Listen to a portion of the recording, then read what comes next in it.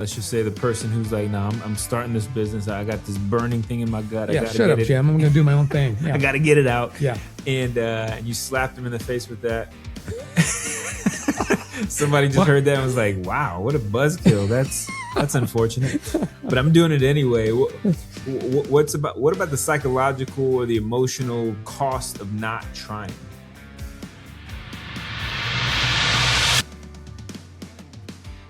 Hey, before we jump into the podcast, we want to thank all our donors and supporters who make the Today Count show possible. It's through your generosity that we're able to shape leaders through this content and this podcast. And be sure to like, subscribe, and follow wherever you find yourself coming across this content. All right, let's get to the podcast. Every great company started with one person who decided not to wait. But for every Bezos, there are thousands who lost everything. So, should you leap? Should you take the step? Should you start the business, pursue the dream? That's what we're going to talk about today. My name is Winston Harris. I'm your co-host here at the Today Count Show, joined by the man, the myth, the legend, Jim Piper. How are we doing today, Jim? Well, that always makes me insecure when you say that. Jim is doing well. It's a lot safer to speak in third person. I think he's doing well today.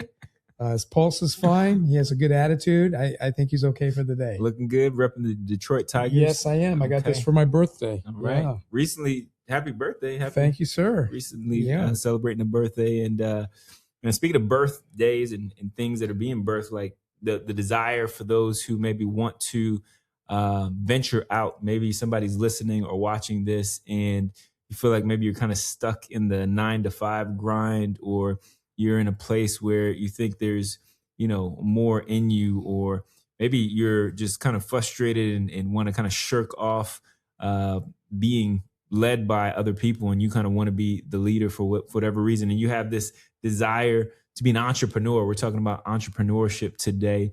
And Jim, you have some experience on this. Why are you, of all people, qualified to even speak into this space? Well, the first thing that went through my mind is when you were talking about the 9-to-5, be your own boss. You didn't say this, but you're tired of working for somebody else's mess. You might as well start your own mess, kind of a thing. Is, a lot of it depends upon where somebody's at in life and how they might track with our conversation today. I mean, if you're in high school, do you go work at Burger King or do you try to start your own thing? I've definitely got some opinions on that. But if you've got 2 kids and a mortgage and a family, it's a little bit of a different conversation. Yeah. Yeah. And you've started some, a lot. Yeah. Little. Who hasn't mowed lawns? Maybe the kids today haven't, but shot at Gen Z. Bow, bow, bow. Maybe that's obviously below them. But the first true entrepreneurial effort that I did, if you push away the mowing of yards and raking of leaves and all of that, when you're 12 or 10 or however old I was in high school. Okay. And it was a legitimate firewood business. Wow. Yeah. I don't even know what that means. Yeah. It's a lot of sap on your hands and a lot of dumb mistakes, but actually you can make a lot of money doing that. And what would you say is, has been your greatest quote unquote venture, or maybe largest or most requiring the most effort? What entrepreneurial venture have you gone into? Yeah, I would say that it's somewhat safer. But when once I went through a period of being a business banker and learned a lot about business in general, kind of starting and turning around businesses kind of became a forte for me, and either as a somebody with their hands a little bit off of it as consulting, or somebody actually doing it. I've done both. But to answer your question, I would probably say I entered into a couple of arrangements where they were turnaround situations, which is very similar to entrepreneurialism. And if we failed, and then I would have lost the time that I put into it. So not necessarily hard money, but time. But the reward was great because I received an equity in the company for turning it around and saving the company, if you will. Gotcha. I definitely have none of that experience.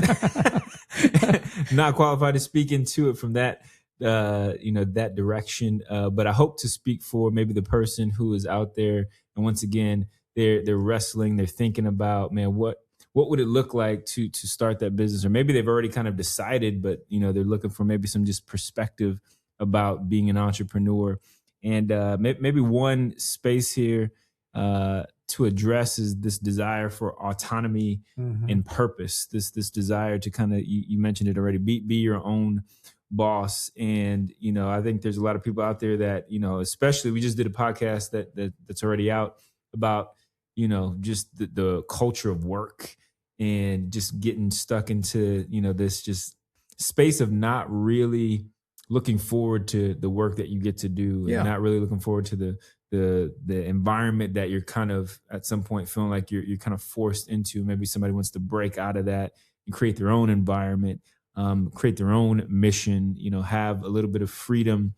And so what would you say to that person who is really driven by that idea, that reality, that maybe the grass is greener on the other side, and you want freedom? No, that's really great. It's going to sound like I'm against you starting a business. I'm not, but boy, do I have all kinds of red flags and warnings and dumping cold water on you. I'll give you some examples, some broad examples. A lot of times people confuse what they love doing with running a business. They are two different things. So there's a difference between a hobby and work. Hobbies can be very expensive, especially when no one participates other than yourself. Let me bring it down to you in hard numbers. If I were to say that you start a business where you had 30% margins, which would be pretty high, meaning that for every $10 that comes in, you actually make $3 of profit.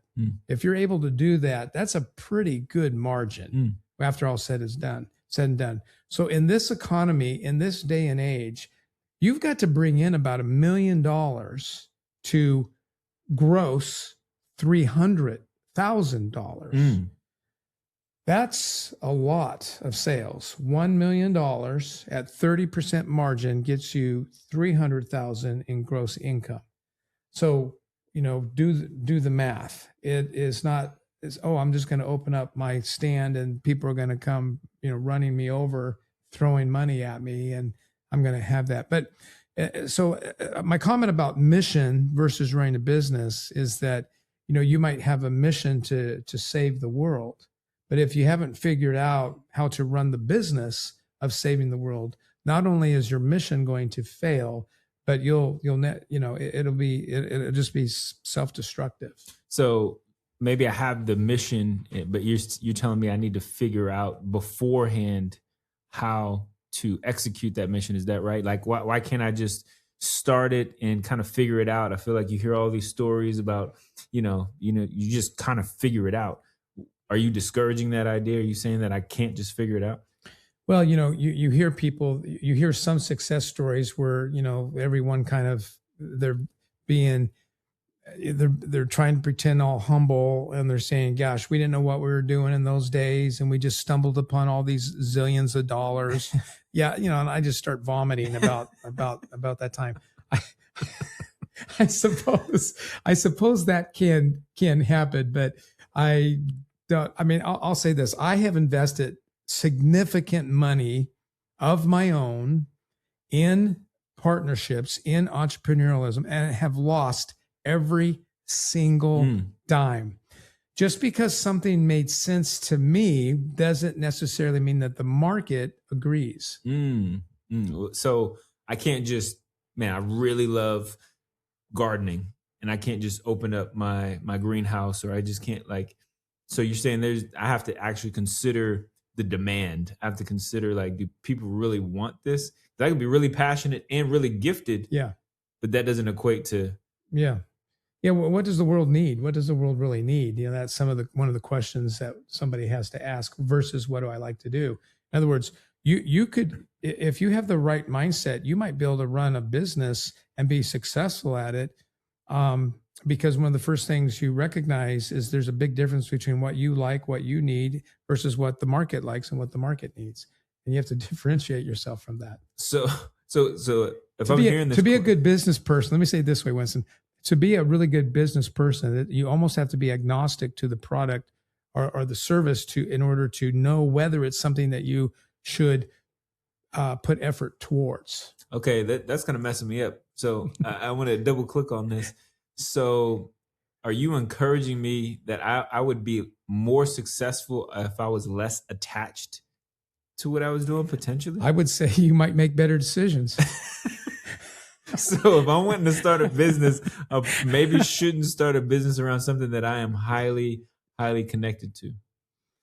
Maybe, right? I mean, maybe. I mean, if you buy a franchise, if you decide I'm going to buy 10 franchises of ABC Sandwich Shop, you're probably doing that as a business decision, not because you love sandwiches that much.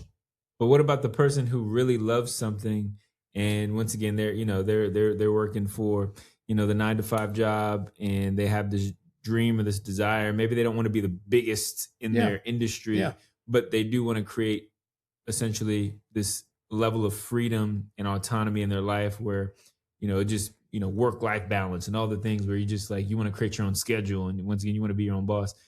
That person, what do you say to that person? Yeah, that person needs to think about these kinds of things. One is that if you are starting a business, that the limit of the business is simply going to take care of your economic needs. If that's its greatest expansion vision that you have for it, then all you're really doing is buying a job, right?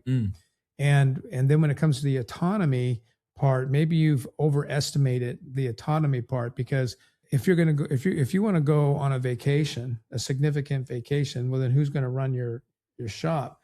You see, it's not going to run itself. It's not going to run itself, and your shop doesn't write you a check. I mean, you're the one that writes yourself a check, and you only write yourself a check because if you got money coming in. If you're the one that's making money come in, and you go on vacation, there's no money coming in. There's no one to write you a check. So at some point, you have to think through scaling. I mean, you don't have to think about becoming the next Nike. But you got to think about, like I said before, if you build $1 million a year business and you want to live in upper class or upper middle class America, that's what you got to do. You got to bring in $1 million a year. So you need to think about that. Is it easier to make 300,000 in the corporate world or to start your own business? Well, what about if we get into like, we've done a podcast on AI now. And there's all these resources and tools compared to previous generations where in theory, and, you see podcasts and you see all this content out there where it just seems like it's pretty cheap to start a business, to start your own thing. And so why not? Why not take the chance and just jump in, especially if it seemingly doesn't cost that much? Yeah. You can go through the proof of concept yourself, meaning, you could try something and we call it bootstrapping, right? Where you just you start with very low investment and you kind of do it on the side. But the statistics are just really clear. In order to launch something, it's kind of an all-in type of mindset. In fact, to get to this $1 million in most cases, and I would say to me, if you don't see how you can bring in $1 million a year, you probably shouldn't start. Wow. I mean, that's just my thoughts there. Depending upon the business, model. But if you're selling widgets, whatever those widgets are, or services, and you don't have that strong built-in margin of 30%, because, for example, restaurant is somewhere between 1% and 5% margin. And you think about all the food that you get to serve to get to that, percentage. And if you think that you're living a certain kind of lifestyle owning a restaurant, I mean, you live at the restaurant, right? But the sad commentary is that the majority of businesses fail. For example, I'm looking at stats right here. It says 20% fail in year 1, 50% by year 5. Now, but let me qualify that. Fail means, in this definition, that they have decided to close the doors. Yeah. How many get past 5 years and all they're doing is surviving? Wow. They hate their business. They hate their life. And it's a constant struggle, but they don't know how to get out of it. So, okay, let's just lean into that. Let's just say the person who's like, "No, I'm starting this business. I got this burning thing in my gut. I Yeah, gotta shut get up, it. Jim. I'm going to do my own thing. Yeah. I got to get it out." Yeah. And you slapped him in the face with that. Somebody just heard that and was like, "Wow, what a buzzkill! That's unfortunate." But I'm doing it anyway. What about the psychological or the emotional, cost of not trying? Yeah. Well, that's a great question. I remember saying when I was younger, I don't want to live a life where I would have said, "Gosh, I wish I would have tried that. I wish I would have traveled there. I wish I would have experienced that." So I recognize that, and it's going to sound a little bit like I'm contradicting myself, but entrepreneurship is a bit of a contradiction in so many different ways. It's not the fast track to wealth, and it's not the fast track to happiness. It's maybe rushes. Maybe you get, you get a rush, but there's a lot of setbacks, a lot of exposure. If you are successful and somebody sees you as a threat and they've got the money to knock you out, knock you off, it's easy to do. Yeah. The more money, so it's kind of like you're a little fish in a big pond. Yeah. Even though you do, you might do something well. I don't know if I answered that. I don't know if I answered that. Yeah. I mean, I think there's something to be said for the person that would rather maybe have failed and can live with the fact that they failed. But I guess I would even ask, how do you is it possible to fail well? Yeah. I mean, now let's go back to those stories that we've talked about. Most of those successful entrepreneurs are not talking about the one attempt that they made that turned into millions. No, their stories are filled with, I tried that failed. I tried that failed. So I think the entrepreneurial lifestyle is that you have a resiliency to fail. And you know that failing is part of the process of learning and succeeding. Here's my thing though. A lot of us just don't have much of an appetite for failing. And once we fail, we say, "I'm never going to do that again." I just don't. An entrepreneur is an entrepreneur. So they're wired. There's a personality. There's a personality. So great leaders don't ignore their past. They learn from it. Every decision you've made, every mistake, every win, every failure, it's all shaping the leader you're becoming. In Story, the art of learning from your past, you'll discover how to turn experience into wisdom, setbacks into strategy, and pain into purpose. This isn't just a book about reflection, it's a playbook for growth. If you want to lead with clarity, humility, and confidence, your story matters. Learn from it. Grab your copy of Story, the art of learning from your past, where books are sold. Not everybody listening that is considering this is maybe not considering how they're built. And maybe there's a desire to venture out. But what would you say? What would you recommend for that person to maybe scratch that itch if it isn't entrepreneurship, but they think it is because this is the only thing that they can reconcile. This is all that you see. This is all that you hear. Oh, my friend started a business. And they're wanting to just maybe mimic what they're seeing. But how do you reconcile this? Yeah. Now let's go back to that hobby part-time thing. Maybe that's the way to do it. So if you find yourself going out to the farmer's market on Sunday morning or Saturday morning or whatever they're doing it to sell the new jelly that you created or whatever, and then, after 6 trips of doing that, you're going, yeah, this is a pain in the butt. And after adding it all up, I made $50. And all of a sudden you lose interest in that dream of jelly. Well, you probably got your answer. You don't have that burning, desire to make this jelly empire, and you're going to overcome it at all odds. There's just there's a fond-hearted approach, and then there's the on fire, approach. And some of the best products and services that I've ever experienced have actually come from that fond-hearted person who wanted to make the world better.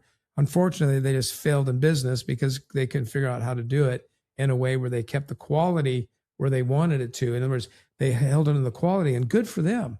They didn't sell it to the devil, so to speak, who knew how to get it out there and make more money. That's not what they wanted because, well, I mean, gosh, if you study any of the stories, the McDonald brothers and Ray Kroc, they fought about real milkshakes versus, the powdered stuff. I mean, that's a good example. The McDonald brothers fought to the bitter end. And then of course, that story changed a little bit when Ray Kroc had taken over, that deal. So there's a lot of soul fighting that goes on, right? And what you want to do. That's why sometimes, there are folks who start their own business and they're not interested in making $300,000 a year.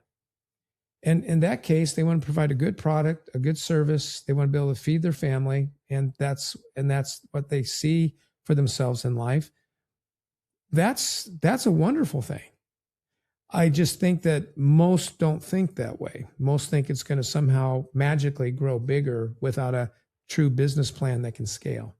And when you talk about scale, and you've kind of implied it in different ways, but for the person, once again, who is wanting to either serve people well, but also be really successful, how much of learning how to build a team and hiring appropriately, and debt and investment. The only way you can raise the money to do bigger things is you either have it, you borrow it, or you receive it and then you give back some of the ownership to it. What do you mean by that? The equity piece. Yeah.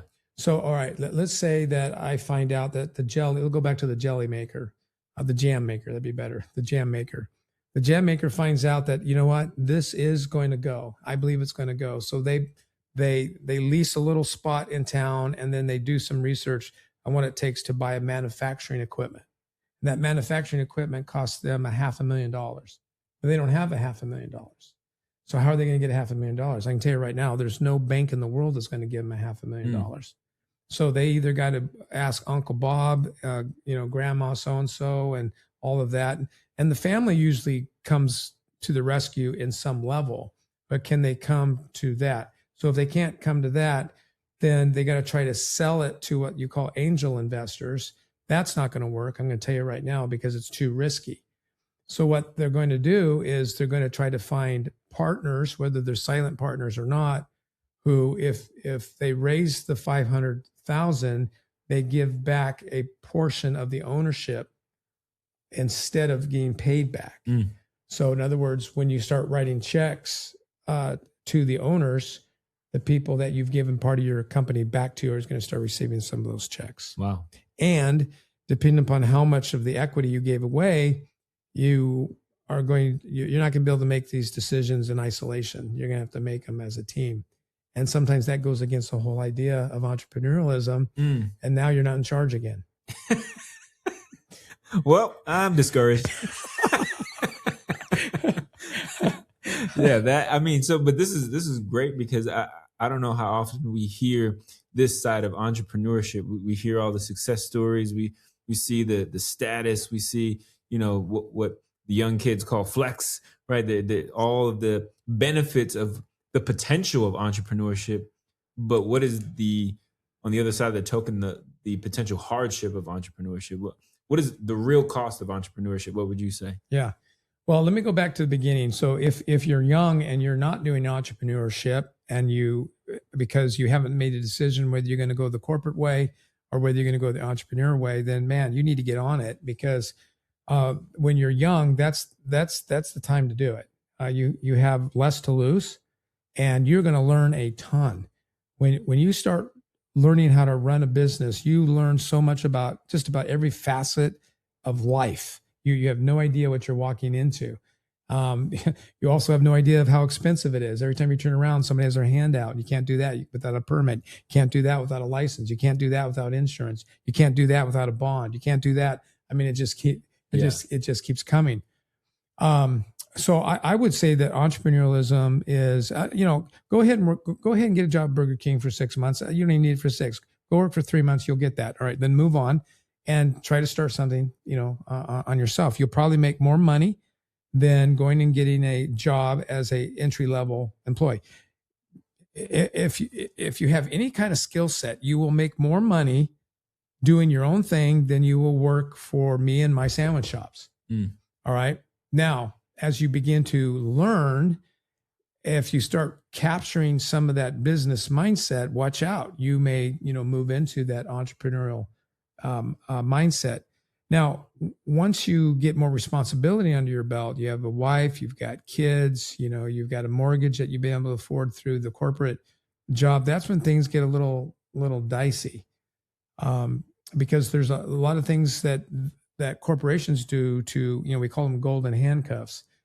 You get your life to such a place where you don't have to struggle so much. Now you're maybe not wealthy from an American perspective, but you're wealthy. You don't have to worry about paying your bills. Your bills are being paid. But now you're talking about walking away and starting something new. In most cases, that is not a bootstrap. That's usually comes from people who have learned that there's things called private equity. There's partnerships. There's now you're taking your life savings. You're playing a bigger game. And if you don't have an experienced coach or consultant to help you along with that, then I'm scared for you in doing that.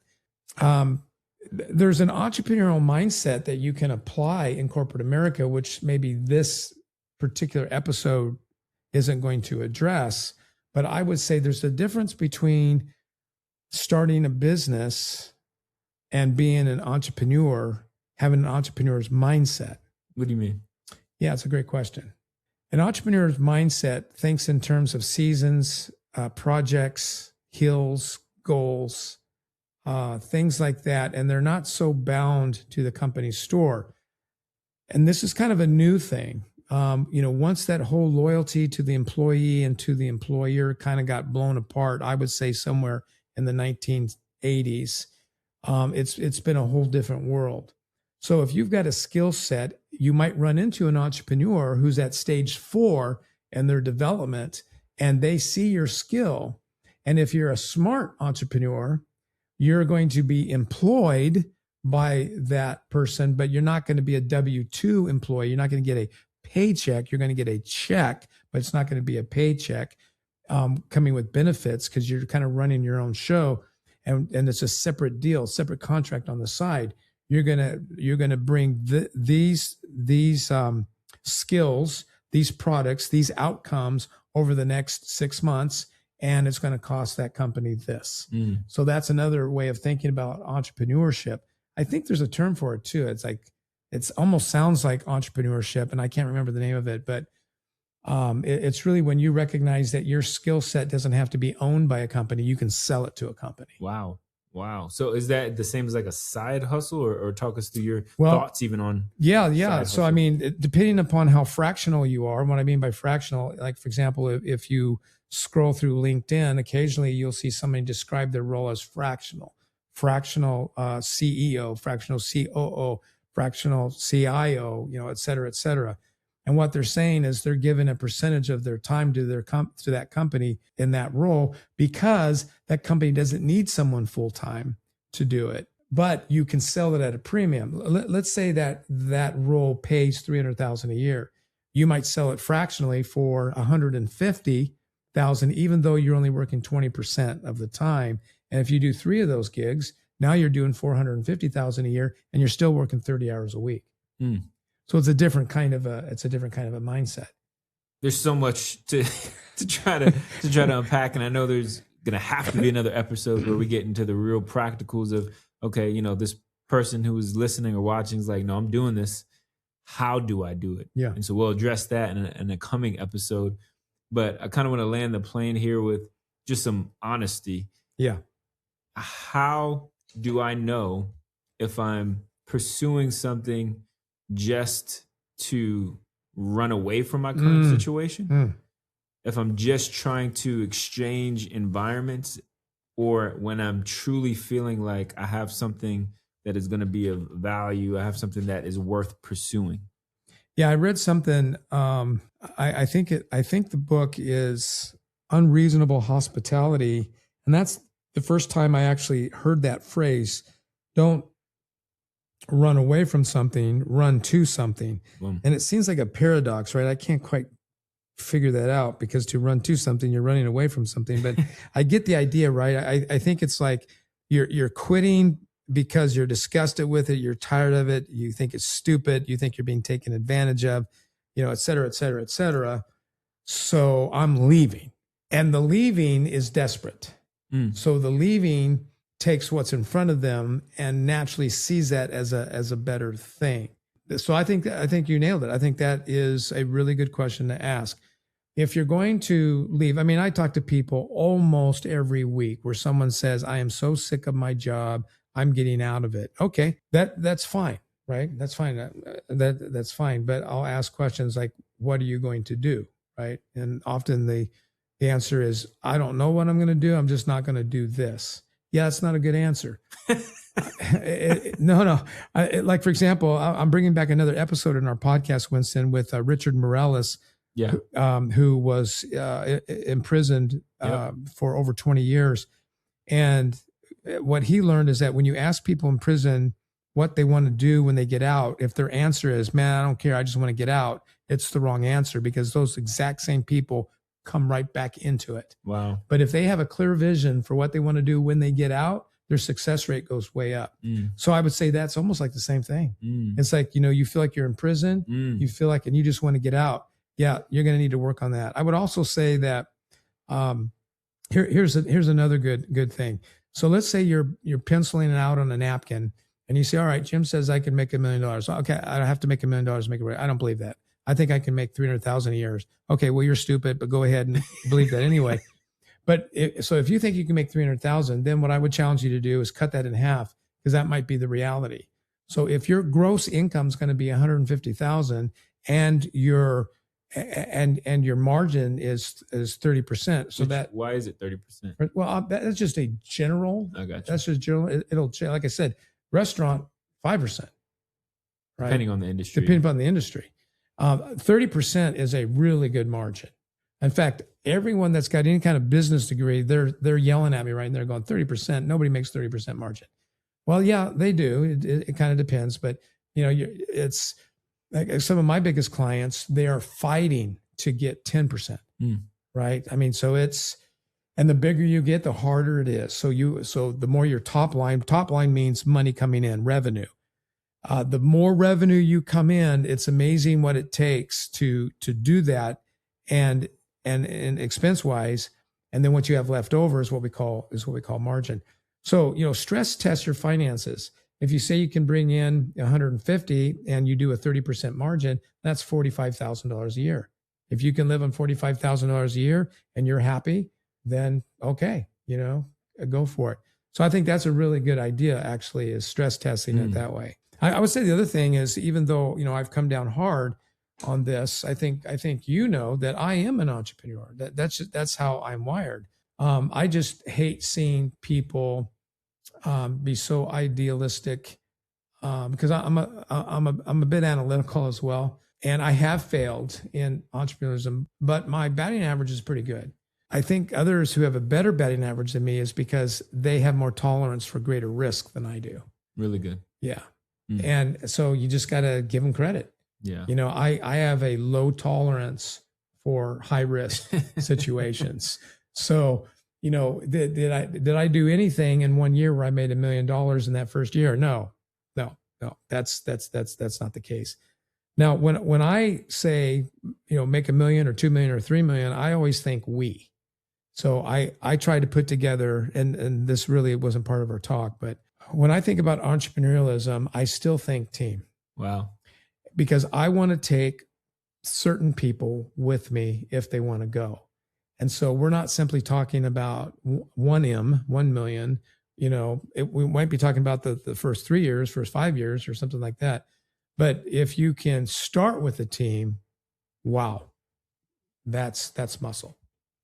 Yeah, I think what I'm going to walk away with here is, there's a lot here, but for the person who is thinking about wanting to start the business, maybe a question to ask is, am I serving my biggest problem? Or am I serving the biggest problem I know others have? And if I can answer that question well or confidently, that might give me the pathway, peace, clarity, vision, pre-deciding, okay, what is this going to be when it actually launches, when it actually starts. Can I add something to that? What I'd like to say in absolute love is that if you listen to the brightest minds, which I don't think I'm part of, but if you listen to the brightest minds when it comes to business, they would not discourage you to start something that you like doing. They would just say you might want to brace yourself that you're going to learn a lot while you do that. But what you'll learn is entrepreneurialism is less about a product, less about a service, and more about meeting a need and learning how to run a business to do that, to create a machine to do that. And then just enjoy what you like to do and keep it in that bag, Mm-hmm. that be something that you like doing. Or like we talked about before, one other example I can give about using your strength, using your gift to market to businesses is if you are really good at organizing sales, if you're really good, we used to call it, I don't know what they call it anymore, but if you're really good as a sales manager, you can sell yourself fractionally in multiple places at one time. It kind of feels like a job, but if you don't think your entrepreneurial venture isn't going to feel like a job, then that's where you need to smell the salts. Well, man, I know there's so much here that I'm walking away with. Those of you who are watching or listening, believing that you're walking away with something as well. And if you know anybody who is either already an entrepreneur or is considering, please share this with them, and let's spread the knowledge and information that's necessary to make people successful. Until next time, we'll see you on the Today Count Show. Thanks for spending part of your day with us on the Today Count Show. If today's conversation encouraged you, challenged you, or helped you grow, share it with someone in your circle, because we're better when we grow together. And be sure to subscribe, leave a review, and stay connected with us on Instagram, YouTube, LinkedIn, and Facebook. And remember, real change doesn't happen someday. It happens today. Until next time, keep showing up, keep building, and keep making today count.